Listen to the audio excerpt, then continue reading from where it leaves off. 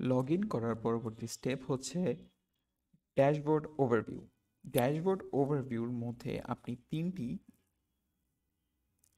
Chart দেখতে পারবেন: select date range, select branch এবং গেট ডেটা।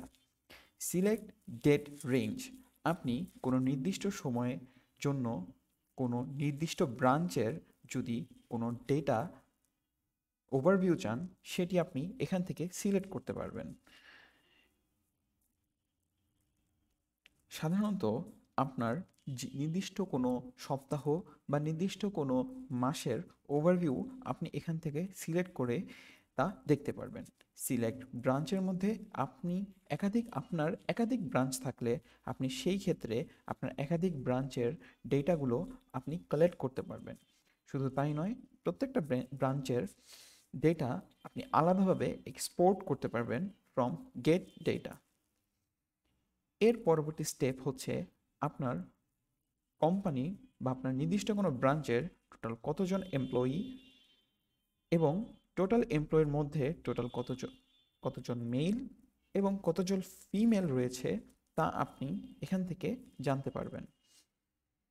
ফর্মাল এমপ্লয়ি, আপনার কোম্পানিতে যারা কাজ করে গিয়েছে এবং এখন আর তারা আপনার কোম্পানির সাথে বা আপনার কোম্পানির আওতাভুক্ত নয়, তাদের ডেটাগুলো আপনি এখান থেকে কালেক্ট করতে পারবেন।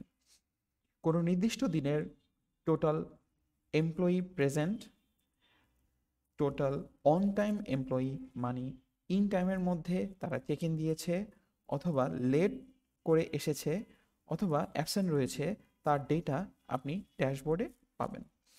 পরবর্তী স্টেপে আপনি দেখতে পাচ্ছেন একটি চেক ইন অপশন, যেখানে আমরা কয়েকটা টাইপের চেক ইনে ভাগ করেছি: work from home, field executive, manage, field executive, in office, অথবা আপনার অফিসে যদি কোনো বায়োমেট্রিক সিস্টেম থেকে থাকে সেটিও আমরা এই ড্যাশবোর্ডের সাথে ইমপ্লিমেন্ট করে দিতে পারবো।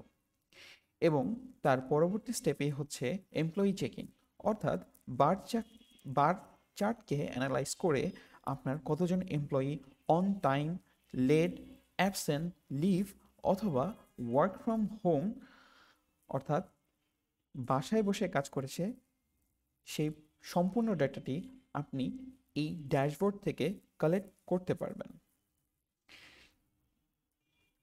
আমরা যদি ড্যাশবোর্ডের রাইট সাইডে একটু লক্ষ্য করি, একটি আইকন রয়েছে আপনার নামে, যেখানে আপনি আপনার প্রোফাইল ভিউ করতে পারবেন। আপনার প্রোফাইলে যদি কোনো ধরনের পরিবর্তন প্রয়োজন হয়, সেই ক্ষেত্রে আপনি মাই প্রোফাইলের এডিট থেকে সেটি পরিবর্তন করতে পারবেন।